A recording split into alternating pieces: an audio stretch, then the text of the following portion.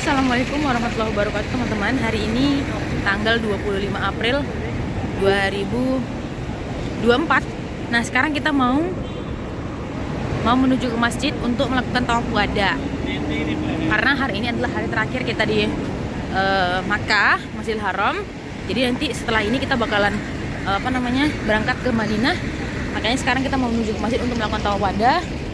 Setelah itu kita sholat zuhur dan habis itu kita pergi ke Madinah. Nah teman-teman, insya Allah nanti di Madinah kita sekitar sampai tanggal 30. Kita di Masjidil Haram sudah sekitar 5 hari, itu dari tanggal 20 dan tanggal 21 sampai tanggal 25. Nah alhamdulillah teman-teman, sekarang kita mau menuju ke masjid. Teman-teman kita yang lain udah duluan. Kita tadi balik dulu sarapan, kita makan dulu sarapan. Satu kita balik lagi ke masjid dan kita melakukan tawaf wada. Nah teman-teman, tawaf wada ini adalah salah satu sunnah Rasulullah sebagai tawaf wada itu artinya tawaf perpisahan.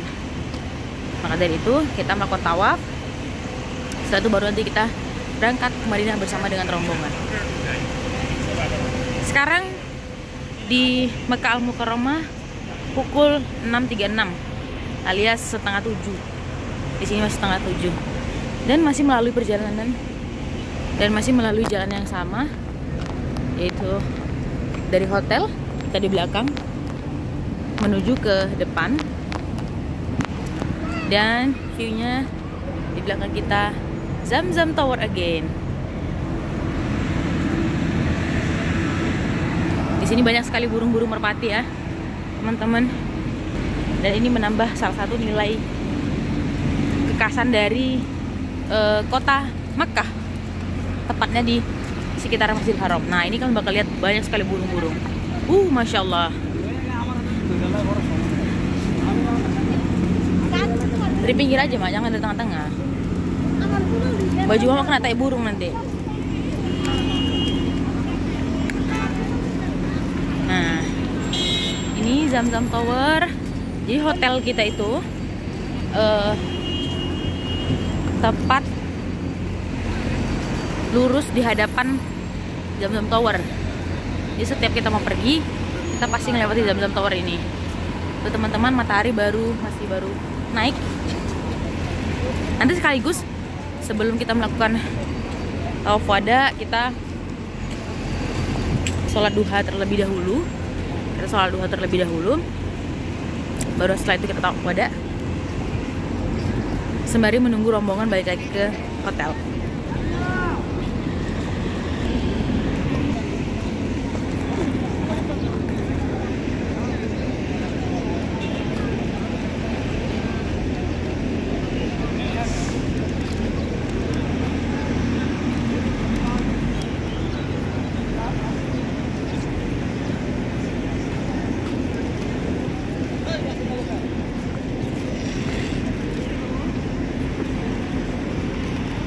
Wah, mataharinya bagus sekali ya. Viewnya is so good views. Kenapa? Sakit perut lagi? Sakit perut lagi? Yuk.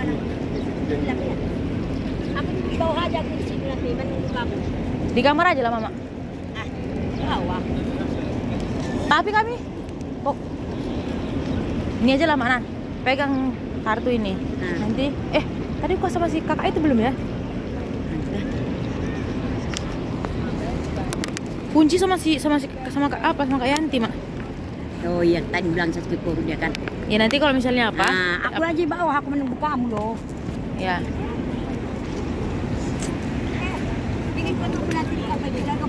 Oh sini mama, lupa aku astagfirullahaladzim. Si Roma minta fotokan. Ada fotonya sini. Di HP ku. Nanti aku foto pakai HP mama. Oh iya. Pergilah mama. Nanti pokoknya mama di situ aja ya. Aku ini.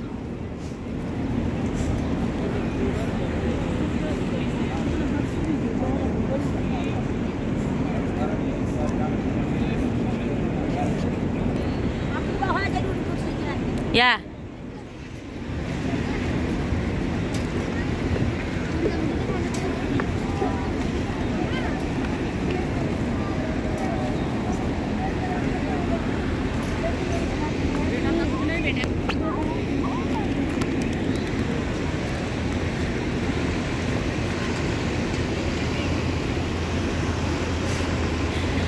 Jadi cerita yang lucu banget deh. Jadi salah satu hal yang perlu teman-teman ketahui ketika berada di Masjidil Haram adalah di sekitar Masjidil Haram itu sangat susah untuk mencari WC. Bukan mencari ya maksudnya. Ketika misalnya kita udah kebelet banget gitu, tapi kita posisinya di dalam, kita akan sangat jauh, akan lumayan jauh untuk keluar dan menuju ke WC. Tapi kalau untuk tempat wudhu dekat aja, tempat wudhu dekat aja di bawah tangga. Tapi kalau ketika kita misalnya kebelet buang air kecil, maka kita harus pergi ke WC. Tempat wudhu itu tidak disediakan toilet. Jadi di dalam Masjidil Haram itu tidak ada toilet sama sekali ya teman-teman. Jadi kalau misalnya teman-teman mau buang air kecil atau mau buang hajat gitu ya, maka terpaksa harus keluar dari pelataran masjid dan menuju keluar. Nanti di luar, di sekeliling masjid itu akan terdapat WC yang lumayan banyak, tapi lumayan jauh ketika kita misalnya keluar atau misalnya kita udah kebelet banget gitu.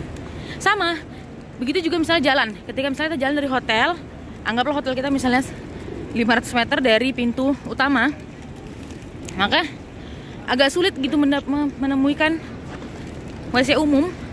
Misalnya kita tanya tuh, misalnya kayak di toko-toko tuh nggak punya WC, mereka nggak ada WC sama sekali. Aku nggak tahu gimana, tapi mungkin iya mereka nggak punya WC karena di atasnya itu hotel dan di bawahnya itulah toko-tokonya. Jadi memang benar-benar nggak ada WC, nggak ada toilet sama sekali di dalam toko-toko itu. Jadi itu termasuk salah satu salah satu hal yang perlu kita ketahui ketika misalnya nanti kita ke Masjidil Haram. Dan begitulah kondisinya kurang lebih. Kalau misalnya tempat wudhu, insya Allah dekat, dan kita juga bisa wudhu dengan menggunakan air yang ada di galon-galon air zam-zam di sekitaran pinggir-pinggir masjid. Banyak sekali. Nanti kita wudhu ngumpet-ngumpet aja gitu. Atau enggak kalau misalnya kita mau kita bisa wudhu rai, atau kita wudhu dengan pergi ke tempat wudhu hamam di sebelah bawah tangga. Nah teman-teman, sisinya aku mau menuju ke masjid. Jadi kalau misalnya teman-teman gitu, kalau misalnya ke masjid, bener-bener pastikan bahwasanya kita tuh udah nggak bakal sakit perut atau kita nggak membuang hajat. Maksudnya pastikan selesai berkaitan dengan hajatnya di hotel kita. Karena ketika kita udah mau menuju ke masjid itu sangat susah sekali untuk mendapatkan atau menemukan toilet. Misalnya kita ke mall ya, di sini juga ada mall ya di sekitaran jalan-jalan utama menuju Masjidil Haram. Tapi di hotel itu juga kita bakal disuruh naik ke lantai 2 untuk ke toilet. Dia di lantai 1 nggak ada gitu. Jadi beda sama di Indonesia gitu, kita bakal mudah untuk menemukan toilet di tempat-tempat umum. Kalau di sini susah sekali. Tapi aku nggak tahu ya kalau misalnya di tempat yang lainnya. Tapi itulah yang sejauh ini aku ketahui berkaitan dengan selama perjalanan ini, selama 5 hari umrah di Makkah.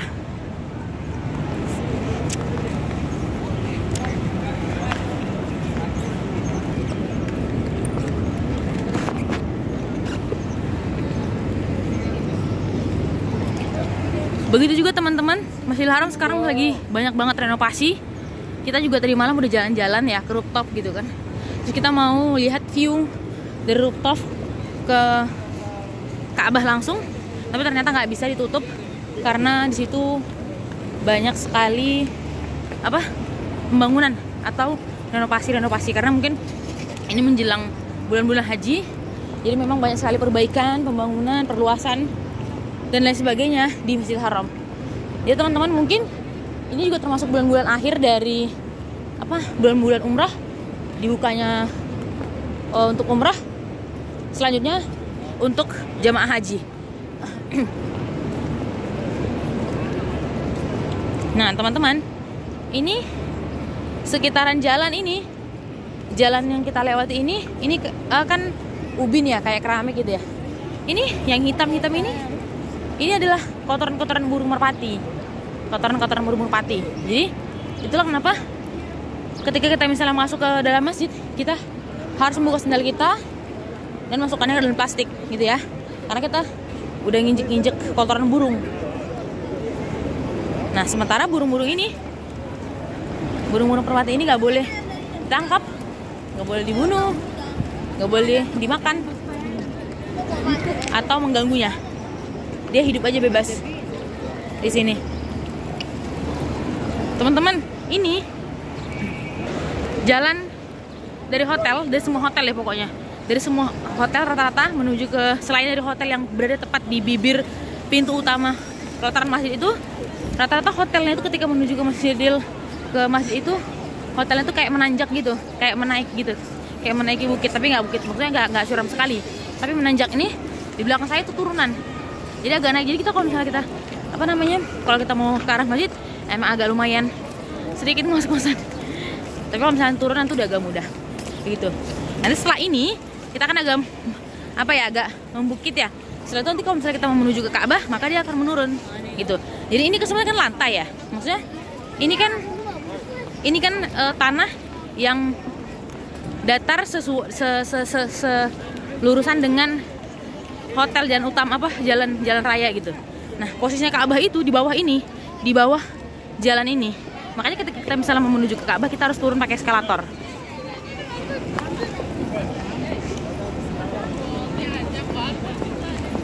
Kita cari pintu 79.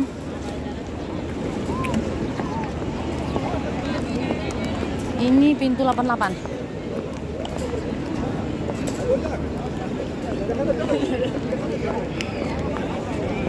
Jadi di sekitaran ini biasanya juga dipakai untuk area sholat. Jadi makanya itulah kenapa petugas kebersihan nih contohnya itu yang megang sapu pakai baju warna biru nggak pernah berhenti kerja, nggak pernah berhenti untuk membersihkan ini. Ya terlebih lagi banyak orang yang lalu lalang keluar masuk pastilah. Nah, jadi untuk menjagakan kotoran-kotoran, misalnya contoh seperti kotoran-kotoran burung. Nah, di sini teman-teman, di area ini udah terasa dingin nih. Aku nggak tahu dari mana sih dinginnya. Blowernya nggak hidup, ini blower hidupnya ketika misalnya sudah panas terik banget, itu baru blower hidup mengeluarkan seperti air. Nah, sekarang juga di sini udah terasa banget dinginnya, kayaknya hembusan dari pintu ini luar biasa. Nanti ketika kita sudah masuk ke dalam, AC-nya luar biasa dingin. Luar biasa dingin sekali, Masya Allah. Ini aja kita di jalan udah terasa banget dinginnya. Udah terasa banget dinginnya. Oke, pintu 88 ditutup. Jadi kita coba ke pintu 79 ya guys. Karena biasanya pintu 79 itu dibuka dan lulus langsung ke Ka'bah. Turun ke Ka'bah. Nah teman-teman, kalau misalnya sudah selesai sholat subuh, itu karpetnya itu bakal digulung lagi. Terus mereka disapu lagi, dibersihin lagi. Terus seperti itu. Ini pintu berapa ya? Oh, ini pintu 86. Kita masih juga ditutup. Kita menuju ke pintu 89. 79, pintu 79. Nah, ini kalian lihat ya. Di sini ini pintu 84. Di sini banyak sekali askar-askar gitu ya. Nah, penjaga-penjaga yang biasanya kayak mereka tuh periksa-periksa tas kita gitu. Ini 84 itu 83, 82, 81, 80, oke. Di situ banyak sekali askar-askar yang biasanya mereka jaga. Aduh, muter nih. Waduh. Salah masuk pintu, guys. Kita muter lagi ya, guys. Ke pintu sana 79. Jadi kita muter ngeliling ini nih.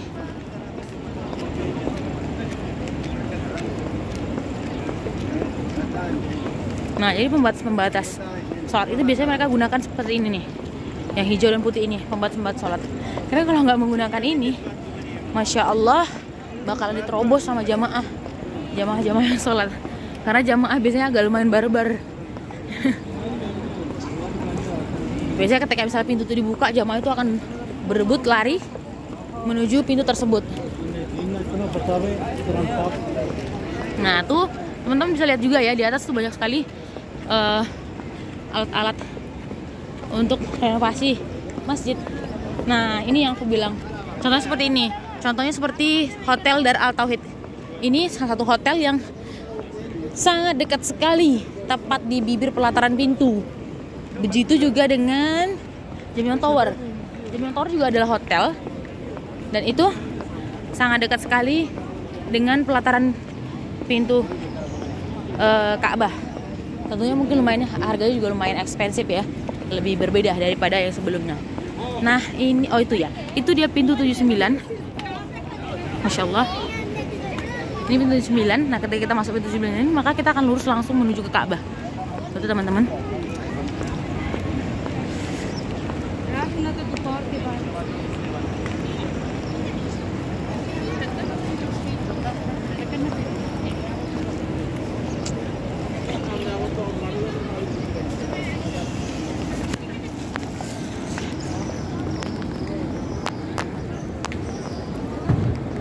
Jadi salah satu hal yang perlu teman-teman tahu, tipsnya ketika supaya nggak kesasar gitu ya, supaya di Masjidil Haram adalah kalian harus ingat nomor pintunya.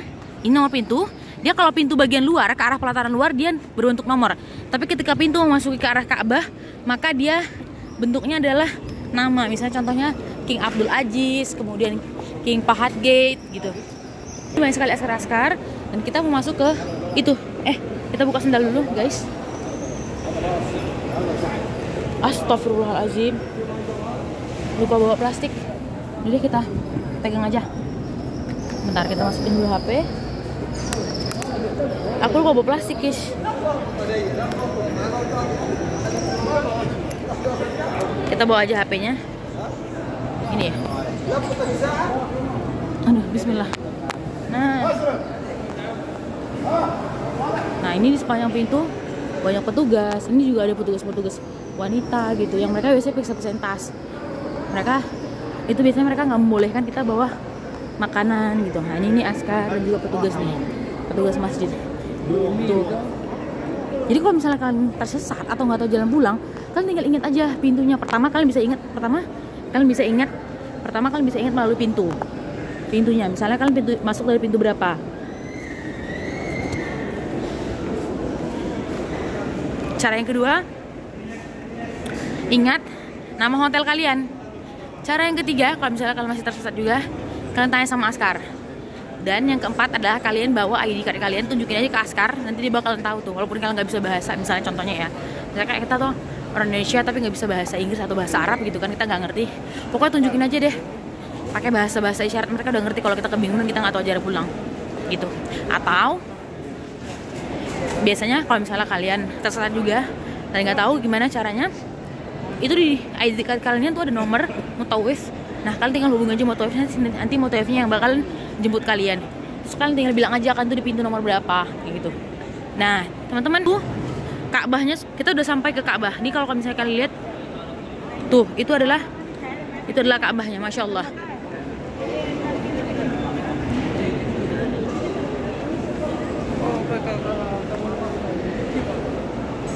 Jadi sebenarnya kita itu menuju Ka'bah sebenarnya lurus aja, cuman kita agak muter dulu, di bawah muter, baru kita habis itu ke eskalator. Sebenarnya kalau tarik lurus aja sih, deket-deket aja gitu. Tapi kita diputerin dulu, habis itu baru kita bisa turun. Tapi nggak terlalu jauh. Insya Allah dekat aja. Insya Allah dekat aja teman-teman. Nah, biasanya akan ada pengajian di sini. Di sini biasanya ada pengajian, kajian ilmiah. Nah, kalau misalnya ada waktu gitu ya, sambil itikaf menunggu waktu sholat duha, setelah sholat subuh misalnya, kalian bisa duduk di sekitar situ dan mendengarkan majelis ilmu. Tapi tentunya pakai bahasa Arab ya. Tapi nggak apa-apa, pakai bahasa Arab juga insya Allah dapat pahalanya.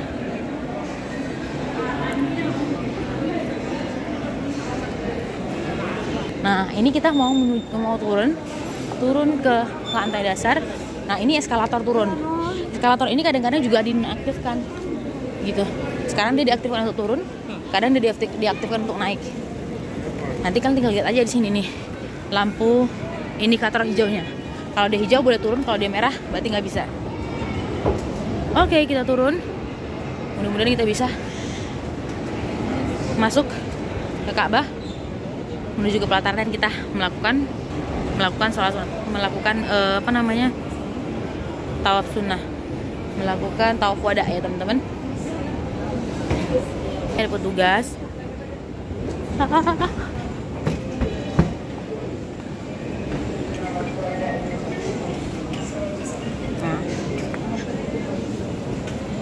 Di sini biasanya tempat sholat perempuan. Dia kalau misalnya udah di sana udah penuh gitu ya, di Ka'bah, di sekitar pelataran Ka'bah, biasanya kita bakal disuruh di sini. Ini biasanya kalau pagar-pagar seperti ini tempat sholat perempuan nih. Nah, hamamnya itu di sebelah sana. Nah, biasanya hamam itu tempat-tempat untuk wudhu itu di bawah tangga. Contohnya seperti ini tangga. Nah, ini contohnya King Fahad Gate tuh nomor 79, maka hamamnya di sebelah sana. Nah, itu ada keterangan laki-laki, maka ini hamam untuk laki-laki, tempat wudhu untuk laki-laki. Semuanya di bawah tangga itu pasti akan ada tempat wudhu, guys. Jadi nggak usah takut. Nah, alhamdulillah kita, Masya Allah, kita sudah bisa ke pelataran Ka'bah, Masya Allah. Mudah-mudahan nggak terlalu ramai ya, guys. Ini dia Bismillah. Bismillah. Bismillahirrahmanirrahim. Alhamdulillah. Alhamdulillah pintunya dibuka. Masya Allah. Masya Allah.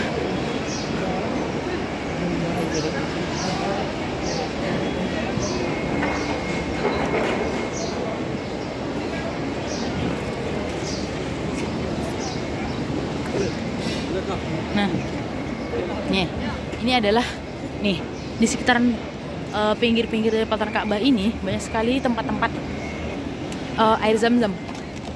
Jadi kan kalau misalnya haus kalian bisa minta di sini. Cuma di sini nggak boleh ngisi ya, nggak boleh ngisi botol, hanya bisa untuk minum doang. Nah, masya Allah di Ka'bah lengang sekali. Kita coba tawaf wada dulu. Setelah itu nanti kita baru kita sholat duha dulu. Setelah itu kita tawaf wada. Habis itu kita sholat. Kita coba masuk ke Hijr Ismail teman-teman. Bismillah. Segitu dulu untuk video kita kali ini. Aku mau sholat duha dulu. Nanti setelah ini kita mau tawaf wada. Jangan lupa saksikan terus perjalanan kita di Jeddah Makkah hari ini. Assalamualaikum warahmatullahi wabarakatuh.